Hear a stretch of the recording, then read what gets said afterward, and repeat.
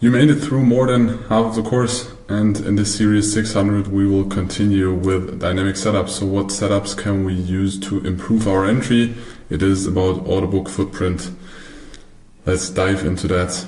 So dynamic setup series 600, what you will learn in this module. First we will make an introduction, what are dynamic setups, that you get a brief understanding of it.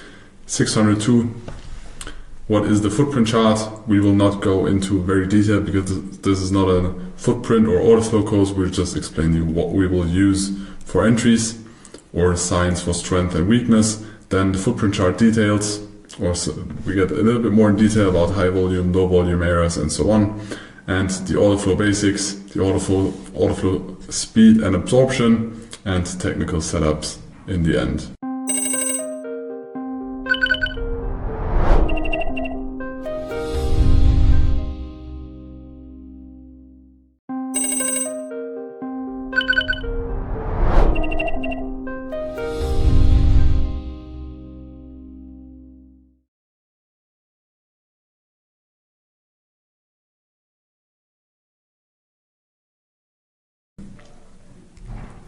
So, introduction to dynamic setups. Dynamic setups are technical patterns that become visible through an in-depth understanding of market dynamics. So, in-depth market understanding, not just price rising and falling, it is about the action of real transactions in the market. So, buying and selling, limits and market orders, and the intercorrelation and matching of those. We use them to locate entry and exit points and the break of support or counter trading approaches. So with that information, which we add up to the information of the previous series you have seen in market profile and in volume profile, we add those to the locations where we are interested in looking for trades. So we get more entries and we check or get another confirmation of if we trade the breakout or we are more into a counter trading setup there. So it is about the speed or non-speed in the order book, maybe a slowdown or reduced liquidity, and some examples in the following slides.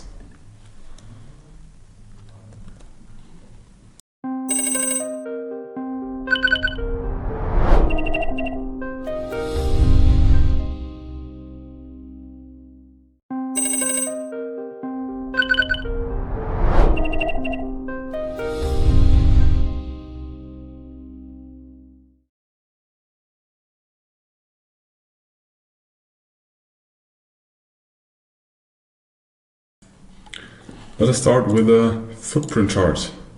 So footprint charts, we already explained them in the combination with how market and limit orders are matched. So if you don't remember that anymore, give a rewatch of that part. So footprint chart shows you more the transaction on a level, and it shows you more information about buyers and sellers, and not only if price have been there. So in the candlestick, if you just check for the candlestick, you will only see the opening price and closing price and maybe the high and low of the candle. But with the footprint chart, there are different footprint chart settings, so it does not matter what it looks like, but most of the time you will have the most traded area, you will have the highs and the lows, and you will see how many contracts there are on each side. So quick revision. So on the right side you have the ask, so you have the buyers. On the left side you have the bid and you have the sellers. And there are scenarios where you have a finished auction that signals a possible market reversal. So if only one side, bid or ask, is traded at the high or the low. So in this case, there have been no buyers anymore. We created a low, but there haven't been any buyers. They stepped in at a higher price again. So we call this a finished auction at the extreme point. The same thing is on the other side. So we have a finished auction here as well, because there have been no sellers anymore, so no bids anymore at this price level. And a low and a high and a low like this is stronger than an unfinished auction, which we will go through in the next example. But you need to remember, if you use a footprint chart and use a footprint chart as additional confirmation, you don't have to use it. But if you prefer higher hit rates but maybe less trades, and you master the basics and you want to add up, you can add a footprint chart and take information like that into account of your trading decision. So here is, for example, a screenshot from Sierra chart in the ES, so S&P 500, where we can see a finished auction. There have been no sellers anymore, but 6 buyers, so we have a 6-0, and we have a finished auction below here as well. There are no buyers anymore, so the auction is finished.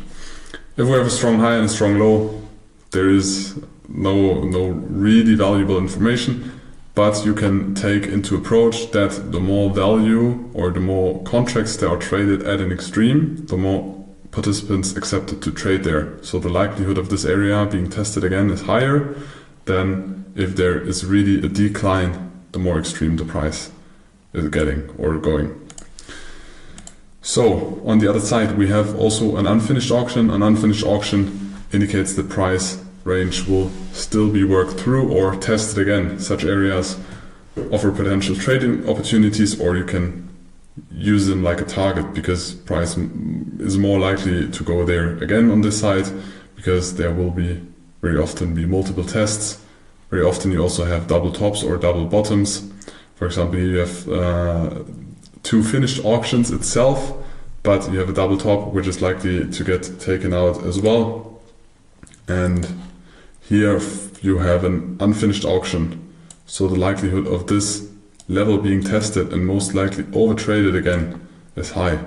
On the other side, on the bottom, we have a finished auction, but here again we have a triple bottom, or we have a price level that is tested 3 times, so it is likely that we take out this high, and in this day or in this trading session we will also take out that low, until we have the preferred version, always the strong highs and lows. Exchanges don't like unfinished auction, and that is the reason or logic behind this, and you can use this very good as additional confirmation. Another example out of Sierra chart, we have an unfinished auction here because we have a finished auction in the beginning, then we have an unfinished auction, but in total we also have tested 2 times this price level. So the likelihood, although the price now is up here, it is likely that we will test out this again. If we continue to have finished auctions on the top like here and like here, you can think about if we break below this value area, or we will test that low volume again to look for short trades and put the stops above the finished highs and with a take profit down here. Of course, all of this can be combined with a volume profile. For example, if something like this happens, if we have a D-shaped profile, we have been gone, or we have been out of the profile and we are going back into the profile, and you see that when we went into the profile and we have a retracement and we have a finished auction always on the top, we have finished auctions, but on the bottom we have unfinished auctions, this is a further confirmation that we will trade through the value area. So you can use it as addition and combine it with the different setups you have already learned for now.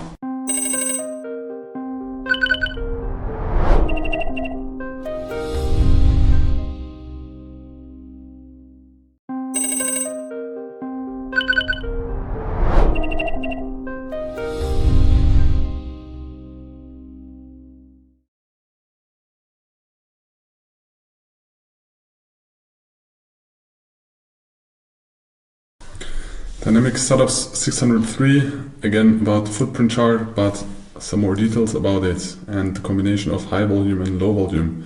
In footprint charts, you also have high volume areas and low volume areas, and you can use them as trading confirmation because those high volume areas very often tend to be support and resistance. So it's just an area where there is traded more volume or fair prices, but you see them more in detail because you see the fair prices in a candle or in a specific time frame.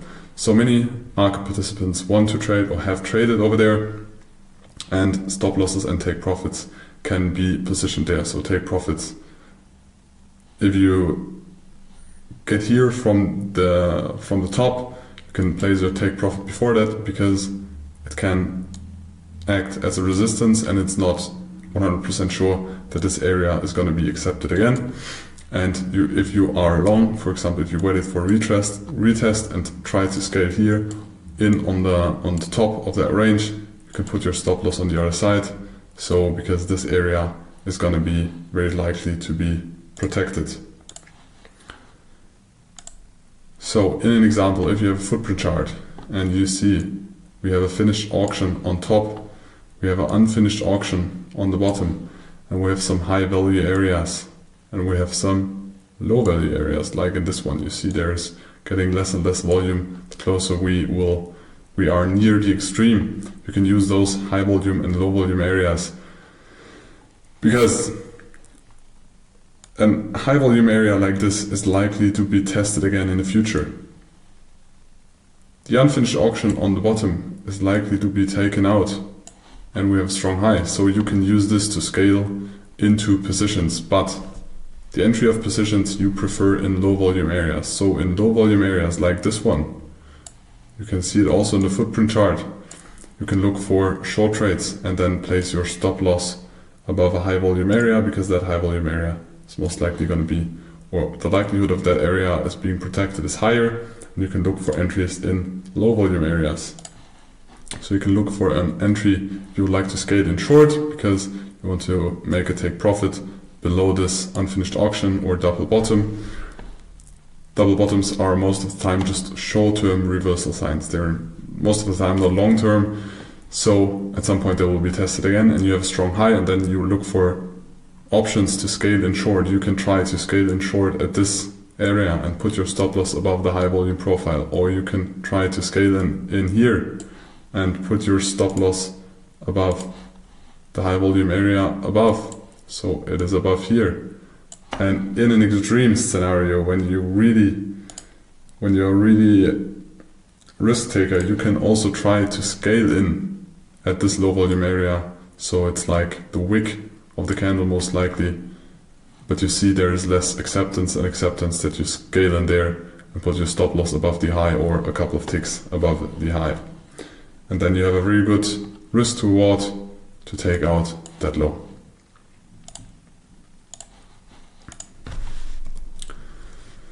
There are also low volume nodes. They can also serve as support and resistance, but we use them mainly as retail traders for entries. Big players very often cannot enter in low volume areas because they need another big player, so they need high volume areas or scale in or out through a long term period, and there is less liquidity in a low volume area, so we can use it as retail traders. But if big participants are not willing to trade there, which they are not, because otherwise it would be a high volume area, we can use this to our advantage. So low volume areas are sometimes often traded through aggressively because the big players are not there, and we can use this as small retail traders for our advantage. So they can be turning points because we are in an extreme and we are looking for further balance, like down here, or the area where there's more volume traded. We want to get back into here, and if we pop up like here, we can try to short this again. For example, if you don't scale in here aggressively, but you see that we get back and we have a finished auction on top, then you can look for continuing short trades. So we had this example already, but it just applies the same logic as I already explained in the slide before. You try to short in the low volume areas and then protect your stop. You can also shorten the extreme over there and make you have a take profit down here or even further down, and you always protect your positions with stop losses above the high volume areas. So the yellow areas are the one you scale in, and the one in the footprint that we had previously, the high volume areas, are the one where you protect your position, or if there would be a high volume area, also you take profits before that, so before the high volume area is reached. Hope you understood it and you implement it in your trading decisions.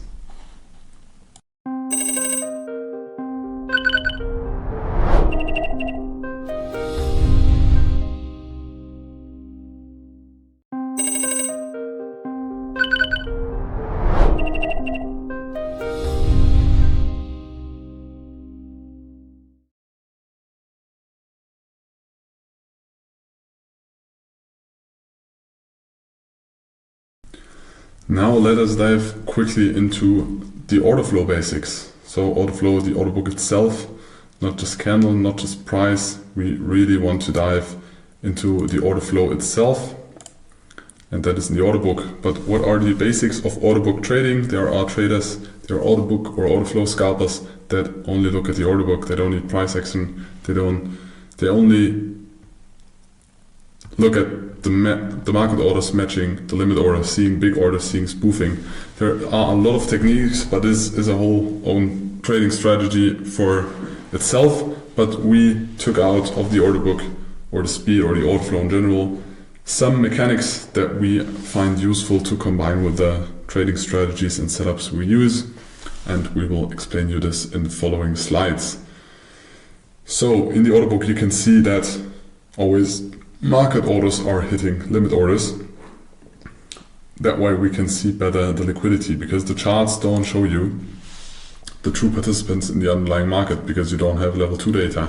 You don't know if there was nearly no liquidity at all. Of course you can guess in the volume profile, but also this is level 2 data. If you only look at the candlestick charts, you cannot see how many contracts are traded. Do we have finished auctions at the highs and lows? How many contracts are traded? Do we have a price move to the upside, but less and less liquidity? All of those information you will get from level 2 data and a footprint or an order book. Most chart trading strategies deal with oscillators, and they lag behind because in the current price all information of all market participants is implemented, and when you now market orders enters, this is the newest information you can get. And if you use an oscillator, moving average, whatever, it also, like the newest information, the current price move or the tick higher or lower, there's no implementation of how many contracts there were, how many contracts it needed so the market moved one tick.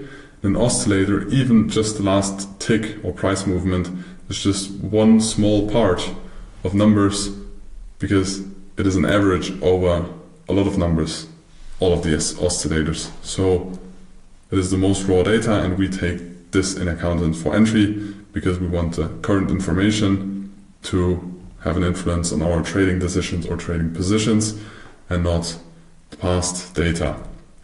So charts do not show you the intent of the underlying market and not the true activity, either if you have less liquidity and the market's moving faster, or if you just have a lot of dominance of bulls or bears and that why the market's moving. Could be both, can be a mix, and you see this with level 2 data. And charts distinguish the true strength behind the building blocks. So how much power is really behind the move. You see it with volume data, footprint chart, or the order book itself. So in the order book we most of the time have a volume profile as well. You can see it here on the side and how many contracts there are traded on each price level, and we prefer the version that we have an order book with that as well, because again we will try to catch positions in low volume areas. The POC is a very interesting price level to get in or more out of positions, but the most interesting data are the low volume areas and high volume areas. For us, that's why we have the volume profile most of the times in the order book as well.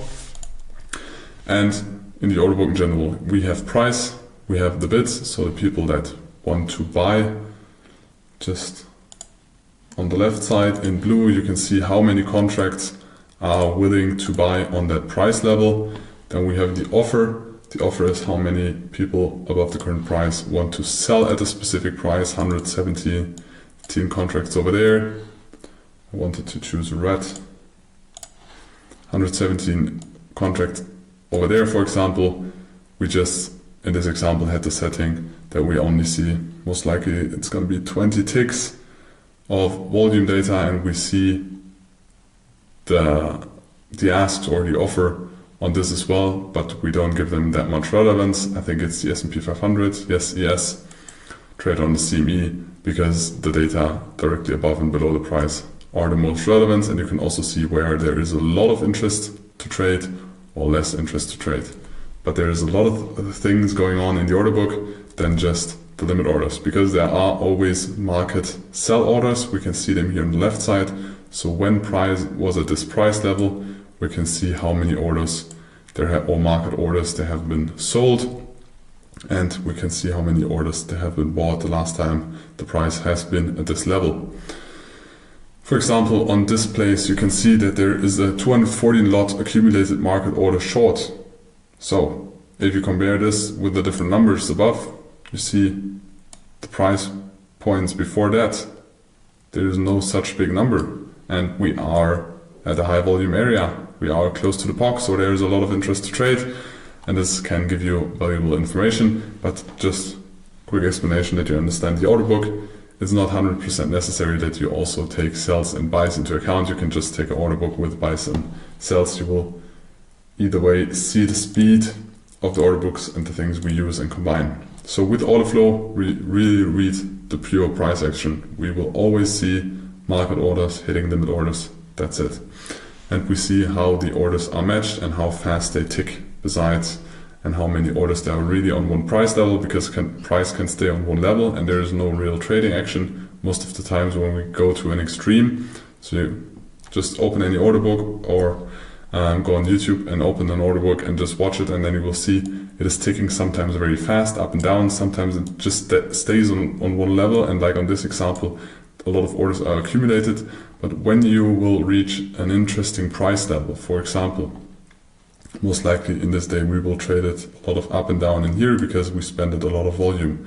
And then it can be very interesting if we go to the extremes, so kind of value areas of this mountain.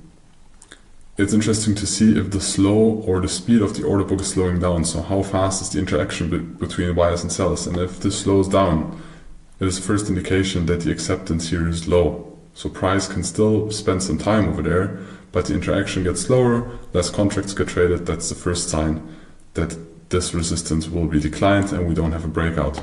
If we get closer and closer to the breakout area or low volume area, and the speed continues or even gets faster, so you have a lot of ticks, a lot of contracts traded, then the likelihood of a breakout is higher than when it gets slower. So, but this always needs to put in context. There are no fixed numbers we can give you where we say this is fast and this is slow. It depends on the asset, it depends on the market phase, it depends on the time of the day you trade. The opening, for example, is way faster than if you trade 1 hour after the opening. So there is no universal speed.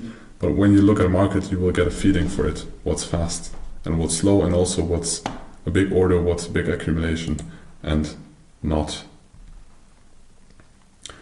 So it gives us a clue about in which direction the market will go and which direction or on what price levels there is market acceptance, because the market always looks for liquidity. The big players need liquidity. And so on the left side, as I explained, you have the limit orders that want to be sold, and you have limit orders on the other side that want to be bought, and we have market orders in the middle.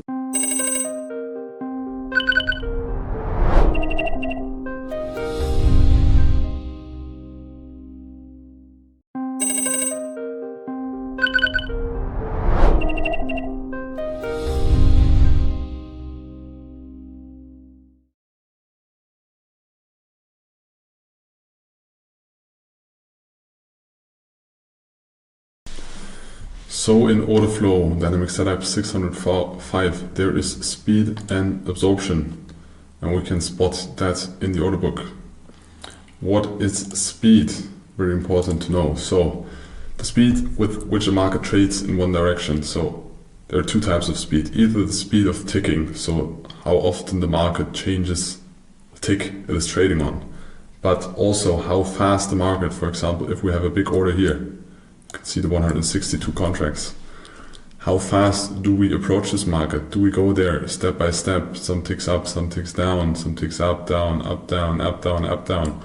Or is the big market player that is pushing up a little bit down, up a little bit down, up a little bit down? So that one is way faster. So how much time horizon do we need for a couple of ticks? That one can be the speed as well, and that one you can use for your trading. Because when there is a big order, and we trade in the direction of that big order, if we approach this order very slowly, there are, even before the order, there are a lot of sellers, or there are not enough buyers to push to that price or order level fast. if we approach this level very fast and then we start to eat that level, like to reduce the contracts that are there, but every time we move away, we move there again very fast, the likelihood of that order getting taken out and we continue upwards is higher. But if we approach that order very small, sorry, 182 contracts, not 162, they've been down there. If we approach that order very slow, and when we are at that order, we do fast movements down, slow approach to the upside, fast movements down, slow to the upside, fast movements down, the likelihood of somebody absorbing here and having interest that the price will continue more down and continue downwards afterwards is higher. And that's what speed is telling you. It's telling you about the acceptance and about the aggressiveness in one direction. Furthermore, there is absorption. So when a market stands still, because it can stand on a price level, it indicates a possible reversal. So when we tick up and down, and then for example we go to or close this edge of this high volume area, and the market just stops at one level, you see market and you see the market orders buying and selling, maybe one tick up, one tick down. So there you trade, but you stay still. There is no price movement. This can be indication about a direction shift, depending on how fast there is the ticks. But most of the time, the orders or volume there is traded reduces, and all the orders that are there are absorbed on one price level. So when then the market starts to have some fast moves down, slow moves up, fast moves down, slow moves up, the likelihood of trading through this high volume area again to the other side again is high. Very often we have a reaction at the POC in the middle or the VPOC of the high volume area. And we have icebergs orders. They are at certain price areas or levels where market participants have hidden orders. For example, here you can see 162 contracts, but it doesn't mean that there are only 162 contracts. For example, behind those 55 contracts, there can be even more contracts because the market moves there.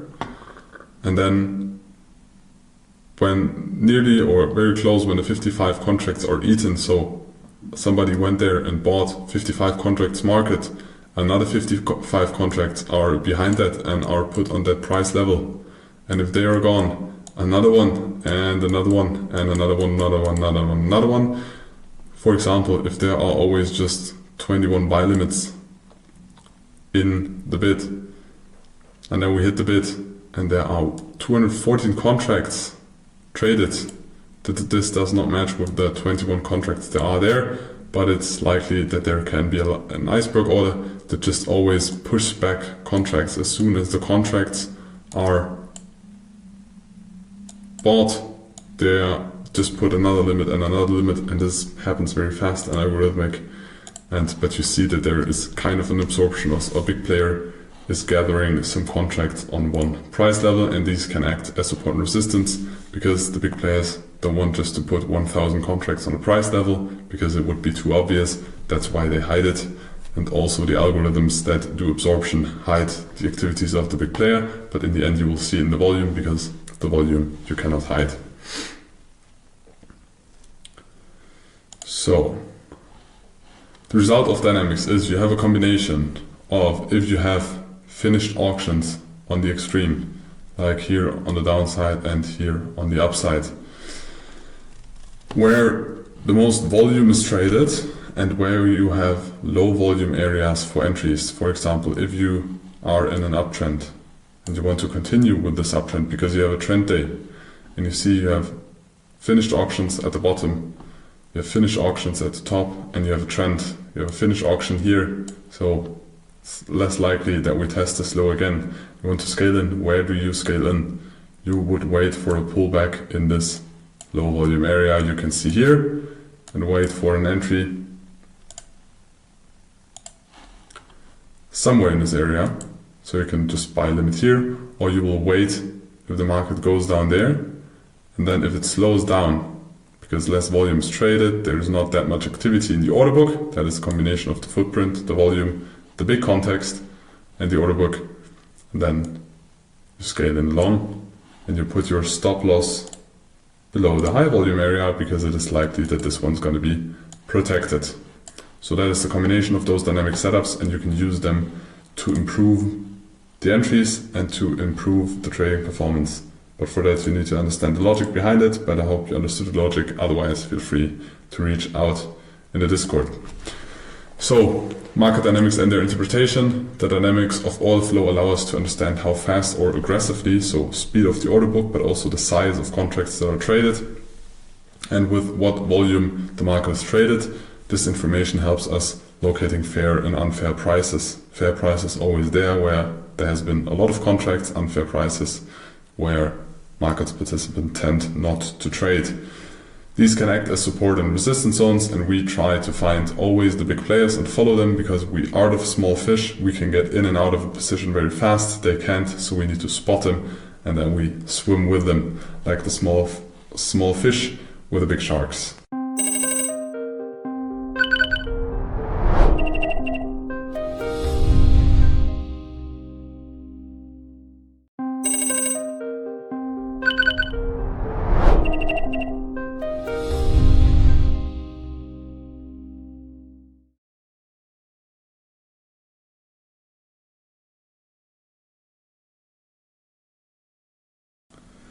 So now we come to an end of the series 600 Dynamic Setups 606. About the technical setups, we will go through some examples now that we have prepared. In this example, we have a triple top. We have a triple top on the left side. So you can see this price level is tested 3 times, so it is a very, very weak high. Furthermore, we have a finished auction. Can we zoom in here? Yes, we can zoom in. So you can see we have a finished auction down there, which is very good. So we have a strong low and we have a weak high. So what does this suggest? And we have an upward trend. We have higher highs, higher lows, and then we have a spike to the downside and we have a P shape because we go up and then we create some balance. We have 1 lower close, we have 2 lower closes, we have our first resistance line. And then we have a finished auction, so we most likely will look for a long trade as all the things that we already know. We're combining, we have a finished auction, we have an uptrend, we have a P shape, so we look for the continuation patterns. And the most favorite continuation pattern is either direct continuation, so we have a direct breakout, or we have a fake out to the bottom and then break in. So we can wait for a break in, an acceptance, and search for long here. But we also have a test of the low volume, of the most extreme low volume, and you can see less and less contracts are traded the more we go to the extreme. So we can also look for a test of the finished auction or low volume area of the finished auction. In this case it is the wick. Search for a long trade here. We can also search for a long trade when we close back inside, but this one candle did not just close back inside, it also closed above the resistance line, so we have a double confirmation of a long, and then we can look for an entry here or just anywhere in that low volume area if we have a low volume area. So when this candle closed, we had a double confirmation because we had a break into the P, as you can see here on the right chart, but most likely this move happened kind of fast. It's a 5-minute candle. Either you were able to scale in here because you saw in the order book, for example, that here a lot of volume was traded. So as soon as we have been in the P shape, there has been traded a lot of volume, and you scaled in here aggressively, or you waited for the candle closure, and then you were looking for a long trade, and you could try to scale in just by a limit on the top of the P formation. But then the question is, where do you put your stop? Yes, the basic rule is always to put stop below the candle, but this is an example for it where the risk to reward would be kind of bad because the stop is very wide. So you will check for a different area where you can put your stop loss, and as we told in the previous slides, we put it below the high volume areas. So we broke in the P shape, we had a lot of acceptance, and this high volume area most likely will protect or will be protected again if the price reaches that area again. So if we have a buy limit here, we have a stop here, then we will look for a continuation of price further going up. But now you see that we have P shapes, we have B shapes. And then you can try to check how strong, or to even confirm this pattern that we have more. Because furthermore, we have a finished auction on the bottom. So we tested the first wick to the downside, first extreme, for first unfair price, or close unfair price. Again and again we had a finished auction. What's not as beautiful is that we have kind of high volume here, but that's okay, because the rest all tended to be long and for a continuation to the upside. Let us go through another example on the next slide. So we have different confirmations here. We have a triple top ledge that will be most likely traded through. We have short-term reversal areas because we have a P shape, we have low volume areas, and so on. The big players are missing in that area, so they're missing in those low volume areas because they need more volume, more liquidity to trade, so they will look to get back to the fair value areas, and we have a P formation. And if in the process of this there happens a stop out because maybe you scaled into aggressive, it's part of the game. It's always about losing and winning, but winning in the end more than losing, and not percentage wise. You can just be correct 30% of the time, have a big risk to reward, you will still earn money. So another example, we have a finished auction, which is our first indication that we have a strong high. In general, we are in an uptrend. And if we are in an uptrend, we have one lower close, but we have another higher close, higher close, higher close, higher close. Our first resistance line is over here. This is our first resistance line, because we start to create a P shape, we have lower closes, and then we have our first support line. Where is the close? This one is the lowest close, although it is an inside bar. So this is our range, and then we try to break out. Maybe we saw acceptance, we had some volume on the top, maybe we tried to scale in the limit here long, and then we got stopped out because we put our stop loss maybe below the high volume area. It's okay. First idea was long, we have a stop out, but then we have a break in. We have a breakout, we have a finished auction on top, and then we create an inside bar. And this is another technical setup that we can use, or we implement it into the dynamic setups because it is kind of dynamic. But in this footprint you can see also highlighted in white that is an inside bar. So we have a first sign that there's no real big interest in trading on the very top, because otherwise there will be, or would have been, an unfinished auction. After that we have an inside bar, so we have less price discovery, we are more in the range of the previous candle. And in this inside bar, the trading volume, as you can see here, is very low. So it's in the bottom part of the candle, and it is inside of our range. So the likelihood of us accepting this range is very high, and then we can check or look for short trades. So in this inside bar we have a high volume area. The inside bar closes back inside the range, so we have the first sign of a range acceptance. The volume is low, we have a finished auction on top, and we have this cut, so we cannot see it, but I think we have an unfinished auction down there. Looks like we have an unfinished auction, but doesn't matter. You can look in the chart and then check if there are unfinished auctions to the left. There would be another confirmation. So now we will try to trade a reversal sign and look for entries, and in this case we check for an entry before the high volume area, check for an entry before the high volume area. This happens with inside bars. In general we try to scale in the low volume area we have here, or with inside bars we scale in or try to find a short at the high volume area. And of course, where do we put our stop? It's gonna get repetitive above the high volume area, and in this case also it is above our resistance line. So hope you understand this scenario. Let us continue with another one. Here is a way to see that you can trade a pullback on M1 minute. The first attempt was in a high volume range. So we have a high volume range here. Check what color do I have. Let's take blue. So there's alpha, we have a high volume range here. We have again finished auctions at the top, one finished auction, another finished auction. And it's very likely that we have unfinished auctions at the bottom. And we had a trend continuation. Then we had a high volume block.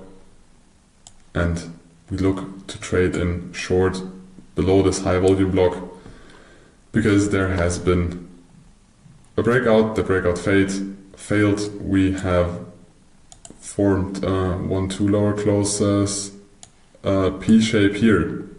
We broke out, we tested, we failed. We broke back in. We had a lot of volume inside the previous range.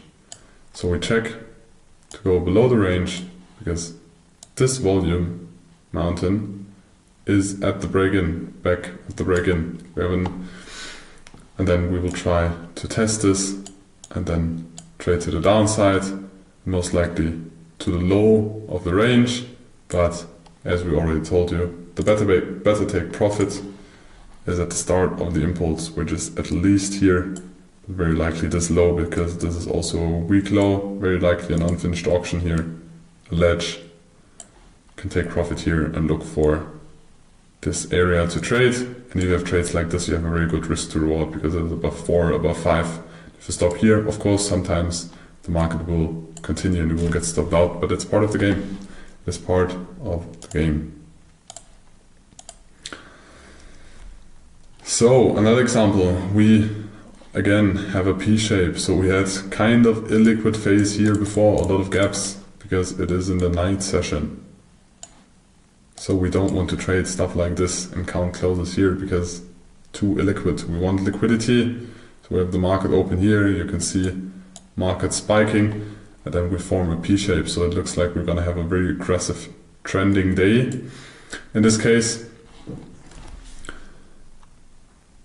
So although we have a P shape and we have, let me switch to blue. Although we have finished auctions on the top, which are kind of a sign of weakness.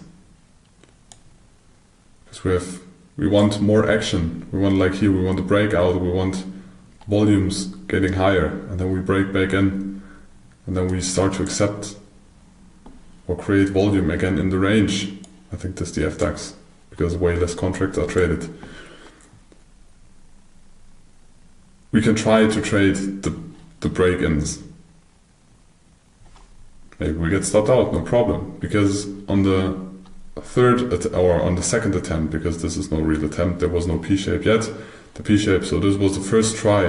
We had a retest, we had a break in, we failed, maybe we traded it to the other side of the range, but in general we had a long context, we had an aggressive opening, we wanted to continue long, and then we have a breakout, and then we have high volumes above the finished auction. So it is not that we trade close to the finished auction, most likely it's a 5-minute chart. Yes, on the right side it's a 5-minute chart, so this one is going to be a 5-minute chart as well.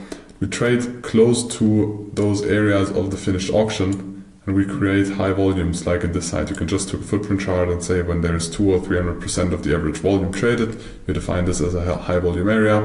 Then we can see there is interest to trade. We can still look for long trades with a pullback. We'll just scale in with a long limit on pullback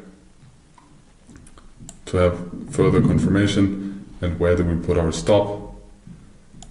Always in context. Where's our take profit? We don't know. Maybe there's a naked BPOC from the past.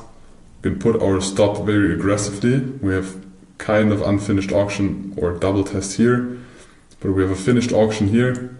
We can put our stop below this volume area, kind of aggressive. The more passive stop would be below the range, and then continue with a long trade and look for risk to reward of at least 1.5 more than 2. So stop loss then below the volume area. So I think this is the last example, and then you will need to find scenarios like this for yourself and try and exercise and visit and comment and do your journal and try to combine all the stuff you learned in here or the way you prefer. For example, when you want to swing trade, you want to intraday trade volume or intra-week trade the volume setups. You don't need this if you don't have the time to stare at the footprint chart. You want to start with the basics, add this later, learn the basics, and then add this up. But we still want to tell you the things we are using, so you will learn it. So first we have a break-in. So again, we have a P shape, same setup as we had. We have finished auctions, those colors. So we had finished auctions on top. Finished auction over there, finished auction over there. Then we had a back break-in, but the general context is long. Maybe we tried short here, but it's a very aggressive short, and there is no real volume. So when this candle closes inside the range, there's not big volume. Maybe we could think about shorting here, because here some volume is created, and then we can think about shorting there, because the volume again shows the acceptance in the balanced area, so in this balanced area. But then we traded to the downside. We had a finished auction and more volume inside of the balance than outside of the balance. So we could also check for a long trade here.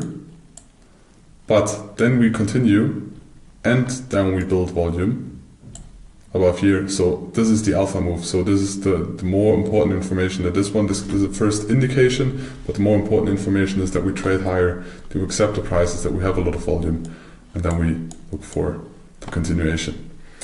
Hope you understood some examples so you can implement them and look at the charts. So we have a first entry at the break-in, you have a second entry at the breakout, and in most of the scenarios you have different entries. So you could also check the order book and take this into addition. But now we will need to continue to the proficiency test for the dynamic setups, so we can test you if you understood the things that we told you. And after that you need to go to exercise, exercise, exercise. And now in the following series we will go to the most important part, which people don't like, but it is that way, is risk management.